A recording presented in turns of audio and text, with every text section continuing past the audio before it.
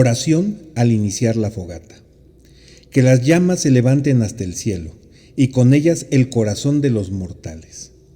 Que el crepitar de sus candentes brasas llenen al mundo de amor, luz y alegría. Y que el Señor bendiga en esta fogata a quienes estamos reunidos en torno a ella. Así sea.